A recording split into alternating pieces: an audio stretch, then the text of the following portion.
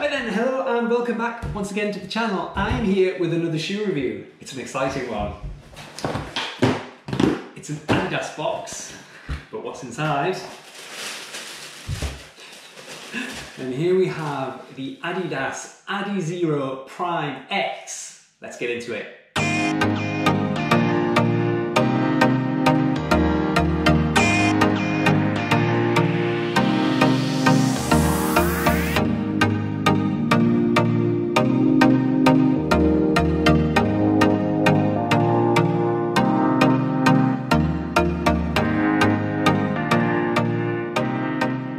Right, so the Adidas Adizero Prime X, let's just call it Prime X for short. Now, what is this shoe all about? Now, the first thing that you'll notice is how insane they look as you get them out of the box. Now, I don't know a massive amount about this shoe. It sort of crept up on me a couple of weeks ago. A few images started to appear online, and then all of a sudden I got a notification in the Adidas app to say that I had early access as an Adidas member to be able to pick up a pair. And so I jumped on it. So the options were the Adizero Prime X, this shoe, the Adidas Adizero Adios Pro 2, and the Adidas Boston 10, all from the same sort of range, if you like. So as I've already got the Adizero Adios Pro 1, and I haven't put a lot of miles into this yet, probably only about 10 miles, or maybe not even that because of my injury, and I've had a lot of shoes recently which I've been putting sort of shorter runs into, so I need to do a lot more miles than this before it have really given it a fair chance. So I didn't want to pick up the Adios Pro 2 yet. I saw this and just decided that since it is such an insane looking shoe, I just had to give it a go and see what it was all about. Now, the thing about this shoe is it has a 50mm stack height. So look at the size of that. It's like wearing platform shoes. Now, I did put a few photos on Instagram when I first picked them up. If you don't already follow me, check me out at jamies.running. A few people sort of commented saying, well, what is the point in buying this shoe? Because anything above a 40mm stack height is illegal in competition race anyway. My comeback to that is that I don't run in competitions. I do the odd race every now and again. I did a half marathon a couple of days ago, my first race in quite some time. But I don't run in competition. Primarily I run for fun. And if a shoe is fun to run in, then why wouldn't you want to give it a go, right? So my comeback to everyone that says, why on earth would you want to run in something so completely and utterly insane, is because I like running in things that are completely and utterly insane. I want to experience what there is out there to offer. If that's a 50mm stack height in a crazy looking shoe, then so be it. I'm going to enjoy my run regardless. So yes, that's my comeback to anyone that says, why would you want to pick this shoe up if you can't run in it in competition? 99.9% of the time, I'm not running in competition. So yes, I guess let's get into it. And as always, I'm not going to get into loads of technical specifications about drop and material composition and all of that sort of stuff. There are many, many YouTube reviewers out there who get into all the tech specs and know a lot more than I do about all of that sort of cool stuff. What I'm primarily interested in is how do the shoes look, how do the shoes feel, how do they feel on foot, and how do they perform during the run.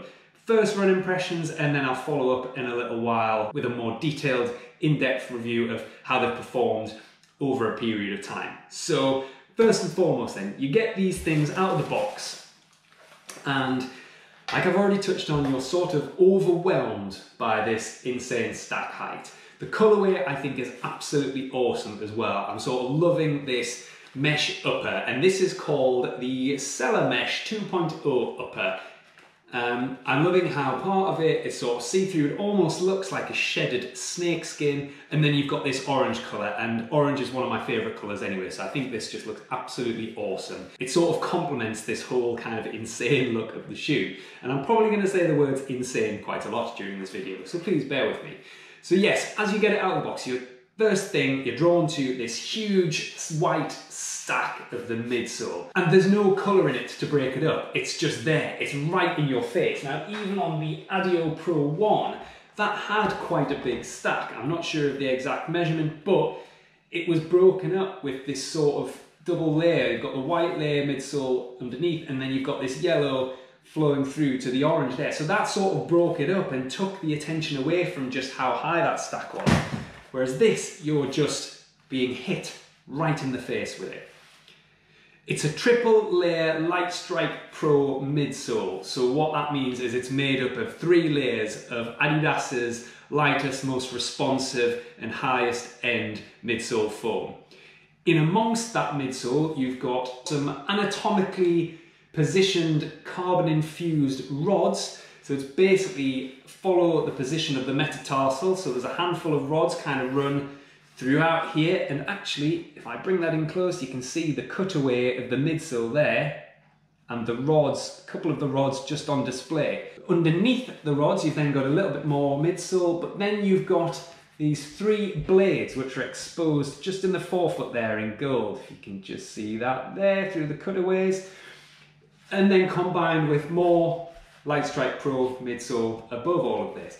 So all of that combined is there to really propel you forward during the run. And on the Adidas site, what it says basically is it's just going to give you the edge. It's going to give you those few extra seconds which make you feel as though you're running super fast or about to take off and go into outer space. So you've got a few little imprints on the midsole. You've got a little indication that it's a 50mm stack height there. You've got a little bit of Light Strike Pro branding there. And I touched on just then this cutaway section. And the cutaway section serves a couple of purposes. One is that it looks pretty awesome and you can see the carbon fused rods there, but also it just sheds a couple of grams of weight. Just by taking away that little section of midsole, you've just saved on that bit of material. Obviously material weighs, take that away, take weight away. So yes, so that covers off the midsole. We've got the outsole. Now the outsole, if you compare to the Adios Pro 1, which was just a slick rubber outsole, doesn't have any traction or any tread on there whatsoever. What we have now is a Continental tread, so a nice thin Continental rubber there, so Continental being the tyre manufacturers. So that looks as though it's going to offer a nice amount of grip in different conditions, and you've got a little bit of Continental tread towards the rear here as well, either side of the heel. You've got some exposed Light Strike Pro midsole there, which could come into some trouble if you're standing on stones and all of that sort of stuff. I'm sort of a 4-foot striker, so I'm going to land probably slightly ahead of that exposed midsole anyway, so I don't see that being a problem for me. Alright, so just slipping that on, and that soft heel just gives a bit of an issue in slipping the foot in. This tone sort of needs to be adjusted. Yeah, just cinch that down. I've already put the runner's knot into the shoe. That is already in place, ready for me to just cinch down. Now the problem with doing the runner's knot is it uses a little bit of extra lace, and the remaining lace, there's not much of it, so it's just a really small knot there. Hopefully that remains secure during the run and doesn't come loose. Just loosen those off a bit. Oh, now, how then? So, that massive stack height is feeling a bit unstable, so trying to stand on one foot to get the other shoe on, and my ankle's wobbling all over the place. Right, that one went on without any problem. Let's just cinch that down and see how this looks. Right, that one's a bit easier to tie. Okay then, right, so first up, and I've suddenly grown by about 3 inches. So yeah, so first thing is you notice this incredible height. I think the weather's a little bit different up here. The first thing that I'm picking up on is this heel and the midsole around the heel. Now the platform of the heel isn't all that wide. By that I mean sort of the width of the bottom of the foot here. And because it's high and because it's not wide, it feels like it's sort of heading into ankle breaking territory. Now for me in the run, I'm going to be landing kind of here on my foot, around mid to forefoot. So I'm not a heel striker, so what I'm not going to do is to come into land and then go over on my ankle. I would worry, I think, if I was a heel striker, that I would be coming into land on that thin platform and it's almost wanting me to roll over on the side there. Now the thing about the Light Strike Pro is it's not super squishy. It's not like the Zoom X foam from Nike. It's a little bit more firm. So if this was Zoom X foam, you'd be in a lot of trouble because you'd be going straight over. I do wonder if anybody's a heel striker and has run in these shoes, please leave a comment below to let me and other viewers know if you've experienced any issues with that, if you're landing on your heel, because I'd be really interested to see if that is causing real instability. So that aside, so it does have a bit of cushion. You can kind of feel there's those 3 layers of midsole, and it does feel a little more squishy than the Adizero Pro, for example. Right, so just stepping forward. Now the upper feels pretty comfortable. In terms of sizing, I've gone for a UK 12.5. Now the reason for that, it was the same with the Adizero Pro. Adidas seemed to stop making their high-end racing shoes in anything more than a UK 12.5. Now me, in the majority of my running shoes, I'm a UK 13. With the Adizero Pro, I took a punt because somebody told me that there was enough space at the front of the shoe. It was quite long and would probably fit, and I found they did. It gave me a little bit of space at the front. Now same with these. What I'm finding is I've got the thumbnails width just around the front of my toes. My big toe is touching ever so slightly on the front of the material here of the upper, but the material is really flexible, and so I'm not concerned, I don't think, that that is going to become uncomfortable during the run. Now just walking back and forward, and the energy rods aren't immediately apparent. So some shoes like the Nike Vaporfly X%, for example, you kind of get the feeling of, as you transition your weight from the rear of the shoe when you're walking towards the front of the shoe, you're sort of being picked up and pushed forward. That doesn't really happen in these shoes. What I should have mentioned is, as well as the energy rods, there's also a floating carbon fibre heel plate towards the rear of the shoe as well, and that's supposed to give you a little bit more energy return as well, but it's not running the full length of the shoe, so it's not all in one piece, if you know what I mean. So yeah, it's not immediately apparent just by walking up and down in this small space. I think where you're going to really feel the benefit or the impact that those carbon infused rods have is when you start putting energy into each step and springing off into the next step. So that's probably as much as I can cover off just by walking up and down in this small space inside my kitchen. So all that's left for me to do is to lay them out with the rest of my kit and take them for a run tomorrow. We will see you then. Right, so here we go then. Let's get this done. We're off. Okay then, so we're now coming up for 3 kilometers, and I've sort of settled into a bit of a rhythm now. I wasn't sure at first whether I should be running fast, running slow, or what. As I took off for the first kilometer, I realised I was running a bit faster than I wanted to. Whether that's just new shoe excitement or the shoe wanting me to run fast, I'm not quite sure, but I slowed the pace a little bit, settled into a rhythm. I'm sitting around about 4 minutes 55 a kilometre at the moment, which is a bit easier for talking, and my shoelace has come undone. Right, problem 1. And I guess this is part of the issue with the runners not taking up quite a lot of shoelace space. So what I've got is the shoelace has come undone. Let's just get this tied and pick it back up.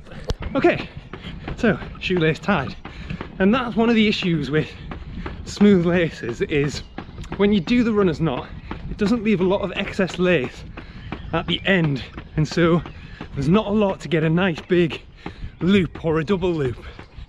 So with smooth laces, they can work themselves free as your foot is sort of squishing the shoe forwards and putting pressure on the knot. With something like the Vaporfly X% 2 or the older Alpha Flies, they had a sort of like a rugged lace which held its position a lot better than most traditional laces. So yes, I suppose that's one downside there. Laces coming undone.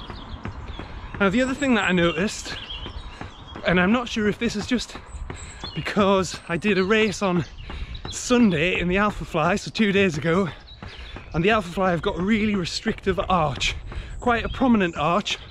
The middle of the foot is fairly narrow, and as a result of that you get sort of this sensation, this pressure around the middle of the arch. Now it's Sunday's half marathon race. Towards the end of the race, as I was tiring, that arch was becoming really apparent, it was becoming pretty uncomfortable. And this shoe, because of that cutaway in the middle of the midfoot, that's also quite restrictive. So I've been pretty aware of that for the first part of this run. It seems to have settled in a little bit now actually, so it's not as obvious, but it is quite tight around the middle of the foot. So we'll soon be coming up to the halfway mark at 5 kilometers, and I might not look it, but this is sort of a long steady uphill. The first half of this run is always uphill, and something I'm noticing, I'm a lot more aware of the shoe as I'm going uphill, and I think that's down to its sheer size. So what I'm finding is I'm having to pick my legs up a lot higher and drive my knees up a lot higher to pick them up off the floor as I'm running uphill, if that makes sense. So because of all of the midsole underneath my foot, I've got to pick my feet up off the ground a little more than perhaps I would do in a much smaller stacked shoe. So that's it now, we've hit the 5k mark and turned around, and aside from this little uphill, we get to coast quite nicely downhill for the remainder of the run. Now in terms of the weight of the shoe, it's not massively noticeable. Again, the only thing that really is noticeable is the size of that midsole, and it's not that that's necessarily a bad thing. I'm just saying it was obvious coming up the hill, all of that midsole was underneath my foot. Now heading downhill, and it's feeling good. I can feel my pace sort of starting to pick up. The shoe sort of wanted me to put in a bit more effort, which I will do in about another kilometre's time. I'll pick up for an interval just to see how they cope with that acceleration, with that sustained faster pace. So far I've been running, slowed it down a little bit, running around about 5 minutes a kilometre, and it's obvious that this isn't an easy day shoe. This is a shoe that's wanting you to pick up the pace and push that little bit extra. One of the real positives for me is the outsole. That rubber Continental outsole just seems to have loads of grip. I can almost feel it peeling away from the surface with each step. It's got quite a satisfying, if you imagine unpeeling Velcro, it's got quite a satisfying noise to it. So I've got no concerns when it comes to outsole grip, regardless of the conditions. It's dry out here today. I am running on some sort of stony bits, but predominantly just tarmac roads. But yeah, that feels good. I haven't experienced much in the way of issues with heel instability. So like I was saying in the house, that fairly thin platform multiplied by the huge stack I thought was going to be really unstable. So I've been running kind of midfoot, forefoot, and I've had no issues with that. I took on a 90-degree turn a little earlier in the run, and I wasn't really aware of there being any issues there, so I'm not as concerned as perhaps I first was. The upper has felt really comfortable throughout. I haven't had any issues with discomfort there. I'm feeling firmly held in place, just enough flex to remain comfortable. But yeah, happy with the upper. Okay, so here we go. We are coming in very soon for kilometre 6, and I'm going to pick up the pace and see how we do. That's it, let's go. Accelerate. And we're off. Morning. So immediately the shoes respond. I've accelerated up to 3 minutes and 25 per kilometre, perhaps a little faster than I want to, so I'll just ease slightly. I did a half marathon race 2 days ago, and I've got DOMS, delayed onset muscle soreness. My quads are really feeling it this morning, so this was always going to be a tough interval anyway, but the shoes are holding it well. I'm sort of bouncing off each step. Everything seems to be working in unison. Right, we'll pick it up in another 700 meters. Okay then, we're coming in for the end. And that is that. So that was 1 kilometre in 3 minutes and 35 seconds. So I did slow back a little after that initial start at 3:25. but the shoes felt great. I really enjoyed that kilometre. It wasn't as obviously fast as some of the other racing shoes out there. Obviously I was running pretty fast, but it didn't feel like something like the Vaporfly X%, which just gives you that kick with each step. You're getting thrown forward. With this, I was obviously getting pushed forward, but there was a lot more cushion, a lot more comfort underneath the soles of my feet, which is a positive, I guess. I didn't feel beat down. I know I only did 1 kilometre, so I need to put this through its paces, a lot more miles at a lot faster pace, but I really enjoyed that. It was a great kilometre and a great feeling shoe as well at that faster pace. I've slowed back to easy pace now, so I've said it a few times, it's really cushioned. Obviously with all of that Light Strike Pro in the midsole, it's going to feel soft. It doesn't immediately feel like an easy day shoe, something like the Zoom X Invincible, which is like running on pillows, and so at those easy paces your feet are feeling comfortable throughout the duration of the run. This isn't quite the same feeling as that, but it is a comfortable, easy pace. The shoe then comes to life as you put the effort in, so I'm thinking this is a good option for speed work, for intervals and that sort of thing, where you're switching paces, going from fast to slow and back to fast again. I think this is going to be a great shoe for that, and that's probably where I'll start incorporating it more into my rotation. As I start picking up 12 weeks out from my next half marathon, I'm going to start picking up the speed training, and that's where I'll be using this shoe. Okay, so you can hear that satisfying noise, if there wasn't a car going past, of the outsole. Let me just take you down low and see if you can hear it as well.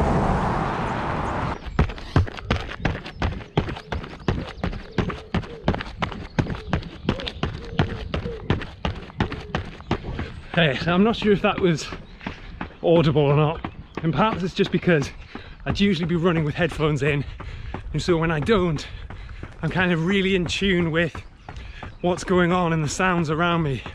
So just listening to that satisfying sound, I think I was tuned into that.